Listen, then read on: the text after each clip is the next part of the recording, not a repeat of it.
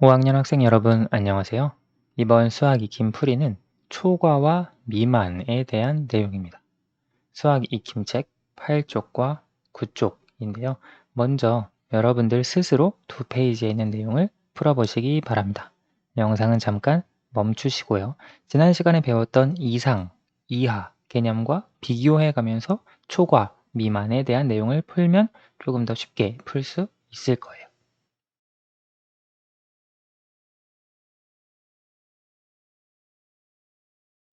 다 풀어보셨나요? 그러면 8쪽 1번부터 같이 한번 살펴보도록 합시다. 수학이 긴 8쪽이요.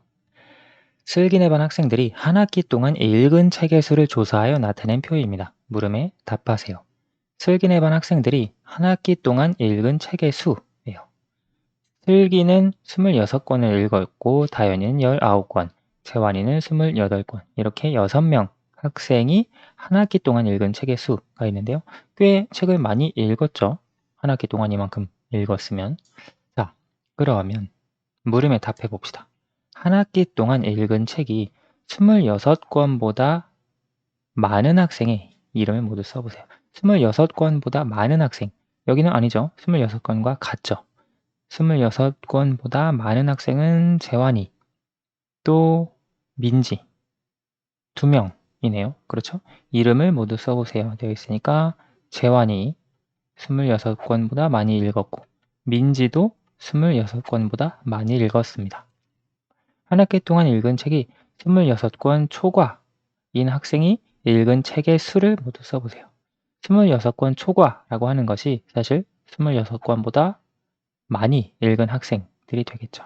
따라서 읽은 책의 수는 28권 또 30권이 되겠습니다. 여기 있는 28과 30은 전부 다 26 초과인 수라고 할 수 있습니다.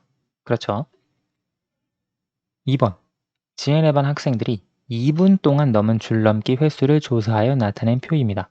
줄넘기 횟수가 127회 미만인 학생의 줄넘기 횟수를 모두 써보세요. 미만이라고 하는 것은 우리가 아는 대로 127보다 작은 수를 말하는 거죠. 따라서 127회보다 작게 줄넘기를 넘은 친구들 보면 127 똑같고요. 127보다 작은 수, 127보다 작은 수, 127보다 작은 수 이렇게 3명이 되겠네요. 이 친구들의 줄넘기 횟수를 모두 써보세요. 되어 있으니까 95회, 또 119회, 그리고 123회가 되겠죠.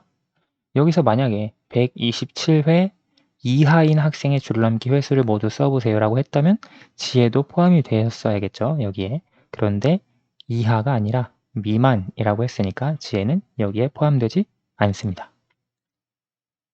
3번 15 초과인 수의 동그라미표, 15 미만인 수의 세모표 하세요. 15 초과라고 하면 15보다 큰 수죠. 15 미만이라고 하면 15보다 작은 수죠. 자, 그래서 15 초과인 수, 15보다 큰 수는 여기 16, 17, 18이 되겠고요. 15 미만이라고 하는 건 15보다 작은 수, 14, 13, 12가 되겠죠. 여기 15는 15 초과에도 안 들어가고 15 미만에도 안 들어갑니다. 그렇죠. 기준인 수를 포함하지 않아요. 초과와 미만이라고 하는 표현은요. 9페이지로 넘어가 봅시다. 수직선에 나타내어 보세요. 27 미만인 수. 먼저 기준이 되는 27 여기 있고요. 미만이니까 27보다 작은 수죠. 27을 포함하지 않습니다. 그리고 27보다 작은 수, 미만이니까요. 수직선에서 왼쪽에 있는 수들 이렇게 그려줄 수 있겠죠. 27 이하인 수였다면 여기도 이렇게 포함이 될 텐데 27 이하가 아니라 미만이기 때문에 이렇게 수직선에 나타낼 수 있겠고요. 5번 어떤 항공사는 수화물의 무게가 20kg을 초과하면 요금을 더 내야 합니다.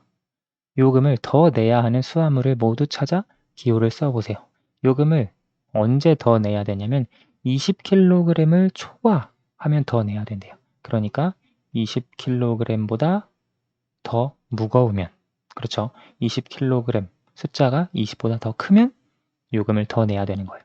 수화물의 무게를 보니까 기역 20 초과했죠. 니은은 20 초과하지 않았어요.